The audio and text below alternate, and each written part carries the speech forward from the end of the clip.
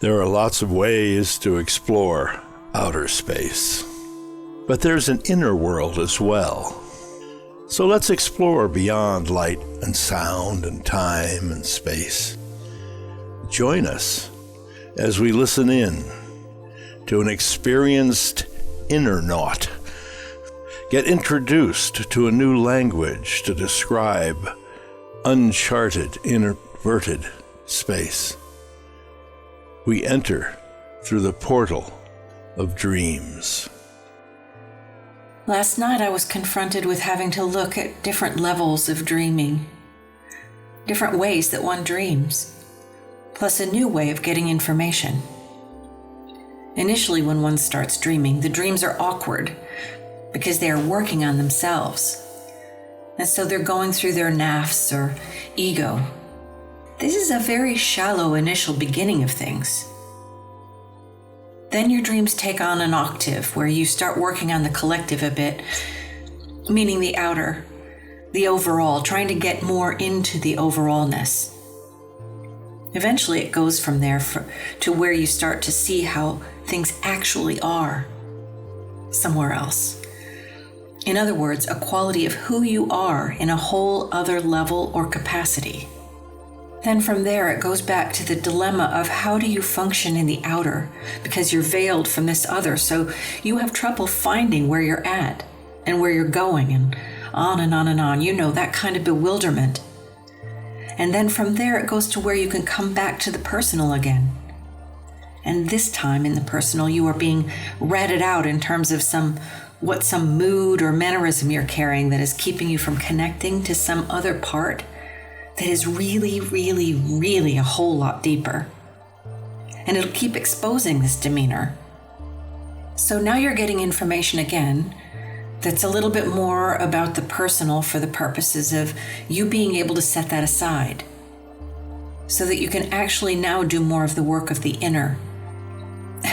Because it's not about us. It's about this whole other quality of our beingness. Then it shifts a little bit again, and in that you go through a quality of guilt, like a guilt.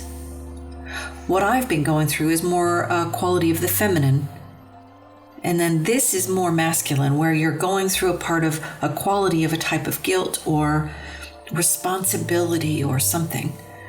And that's when you start getting information in terms of how something is meant to be. I guess it's similar to the feminine way. It's just that you're trying to pull it down when the feminine way is hoping to come to it. You're trying to bring it through. You're inclined to see barriers on the physical level, and you can carry on differently than another person who has a dream somewhat like this.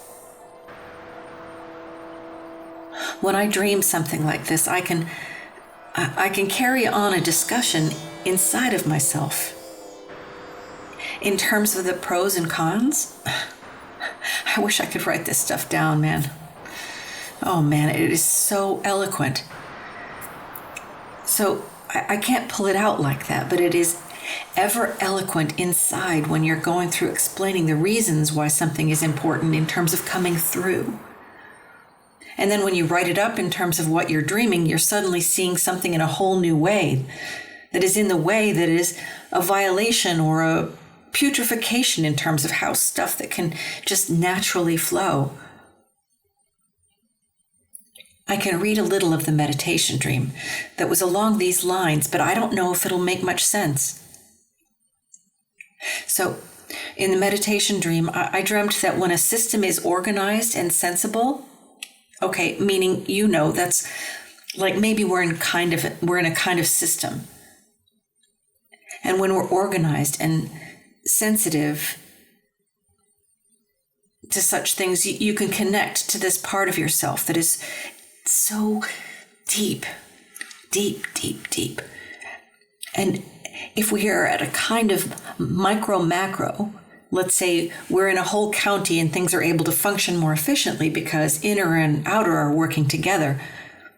Well, in the meditation dream, not only does it make things work better, but a county, if it's trying to maximize its use of revenue and things that it collects, more revenues are able to be taken in once things are designed to work, rather than being chaotic to the point that no one knows what's going on.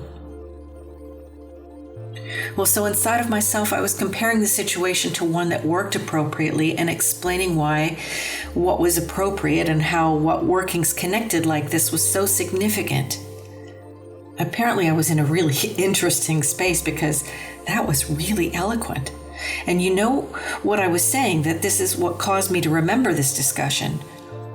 Normally, there's no discussion, but there's a regular discussion going on. The principal point that I was making is that the way things get deviated is no one goes back and looks this stuff up in terms of how it is they really are. So if they can't find it, they can't catch up with that. We just kind of act as if, so what? And we go off on our errand rationalizations. If you're quibbling with it, you're blocking it. If you can let go, more is possible. And this is the reason for keeping a situation in order. So you might say it's a dream that's relating to the macro too, explaining importance of something. What I'm looking at is something in the micro, but I'm describing something that's important in terms of the macro.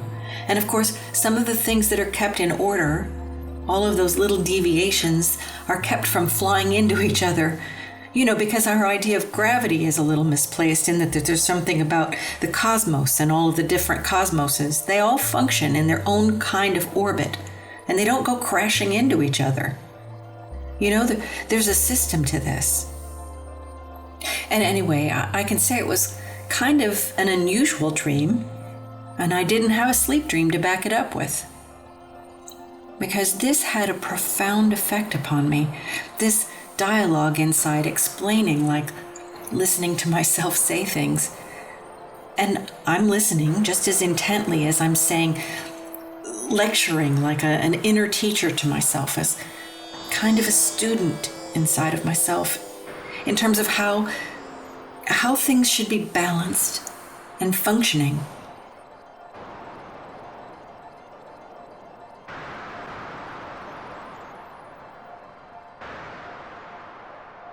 In is a part of the Nameless podcast. Nameless, Evolution Begins Within, is available on Apple Podcast, Spotify, and all major platforms.